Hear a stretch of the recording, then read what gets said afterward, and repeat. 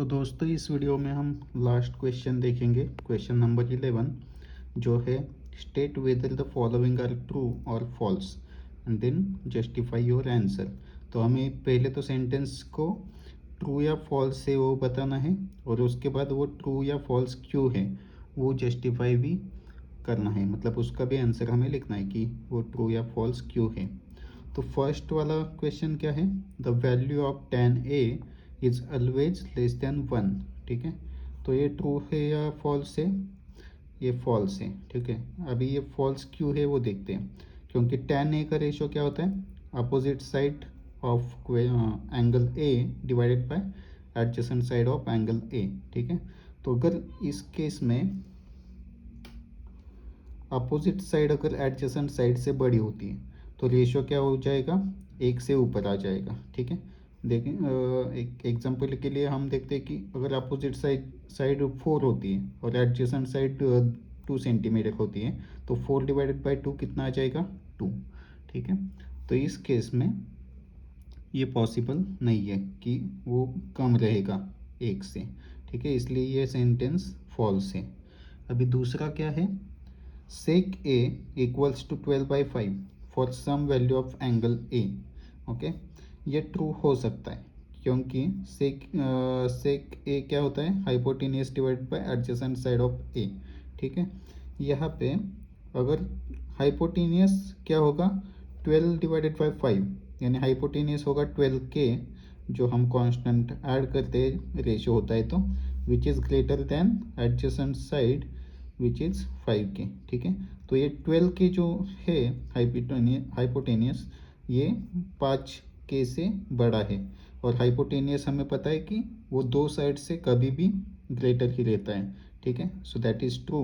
तो इसलिए सेक ए का रेशियो 12/5 हो सकता है, तो ये सेंटेंस होगा ट्रू। ठीक है, अगर ये उल्टा हो जाता कि 5/12 होता तो ये ट्रू नहीं होता था, क्योंकि 5 की हाइपोटेनियस हो जाता था और एडजेसेंट साइड कितनी हो जाती थी, 12k। ठीक है, तो एडजेसेंट साइड बड़ी हो जाती थी हाइपोटेनियस से, विच इज़ नॉट पॉसिबल। ठीक है, इसलिए ये गलत हो जाता था, लेकिन अभी ये 12/5 दिया है तो ये ट्रू हो जाएगा।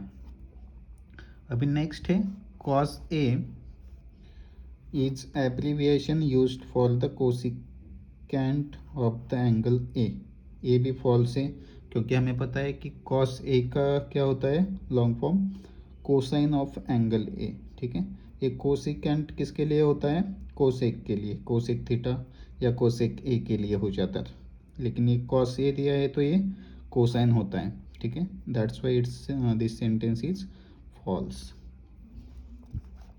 नेक्स्ट क्या है हमारे पास, cot a is the product of cot and a।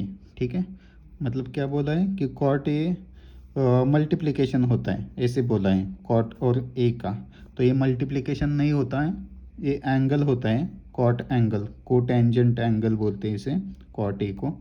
तो कोटेंजेंट एंगल ऑफ a, इसलिए वो सेंटेंस फॉल्स हो जाता है। ठीक है, ये मल्टीप्लिकेशन नहीं होता है, ये एंगल होता है, ये रेशियो होता है। ठीक है, देन नेक्स्ट है sine theta. Sine theta equals to 4/3 for some angle of theta. तो ये फॉल्स सेंटेंस है। ठीक है, अभी ये फॉल्स क्यों है वो देखते हैं। तो साइन थीटा क्या होता है, उसका कैसे लिखते हैं हम, opposite side of theta divided by hypotenuse.